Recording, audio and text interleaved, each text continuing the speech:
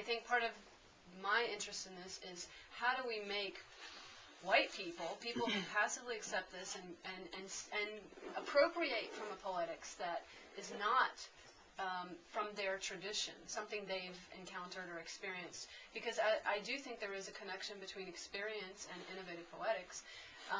But what kind of whiteness are we talking about? Like, are we talking about the 92nd Street Y whiteness versus, say, Mark's Poetry Project whiteness?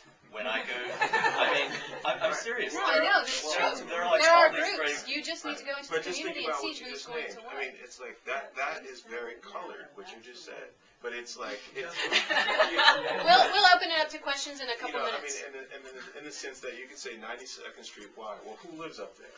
And who lives on the Lower East Side? The Lower East Side is clearly immigrant culture. For hundreds of years, it's immigrant culture. 92nd Y is something completely different. There's two different kinds of groupings of white people that are dispersed within those two separate groups. But you just gave a blanket statement saying, 92nd Y poet whiteness. Well, yeah, let's name them. What kind of white people are up there? What kind of white people are? I know, but I'll tell you what. I wasn't even thinking about who reads there or gives workshops at either place. I was thinking about the administration in the last 20 years of both places, which are predominantly run by white people. Right, two different types of white people receiving two different kinds of funding based on ostensibly, if you really looked at it, ethnic origin and what time of this, what century did they get here? What decade did they get here? Who were they? I wanted to address one of the things you said about reading poetry and race, and something that Jennifer said about reading poets. I have a poet friend, I'll even name him because I'm sure if he's here, he might even stand up and talk about it, David Mills. I love Hart Crane, right? Hart Crane's one of my favorite poets, know a lot about him, been studying his poetry for 20 years, love him. I tried to turn David on to him. David, the first thing he wrote me back after he bought the collected work was, I counted Hart Crane used the word nigger 144 times.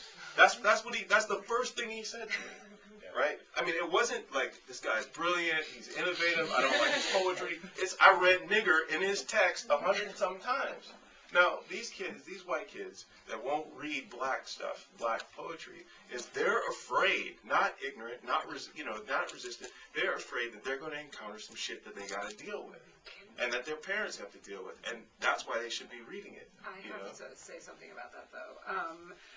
One of the reasons why I said I identify with Tim in the sense that race isn't at the forefront of my poetry is that it absolutely isn't. And the reason for that, and maybe I can speak more to that being, half African American as well, but I think that you said something about experience. It's what you grow up with, it's what your family does, it's all of these things make up race and culture. And I was raised in these schools where I wasn't taught African American literature. I was one of those people where I had to seek it out on my own. And so I don't know if it's so much the students being afraid to encounter it as it's just not presented. And it gets into that thing that Jennifer was saying. How do we get it to a point where it's handed to people, it's there, and they can make that decision for themselves, whether they want to continue to be ignorant or whether they want to delve into a culture that they're not presented.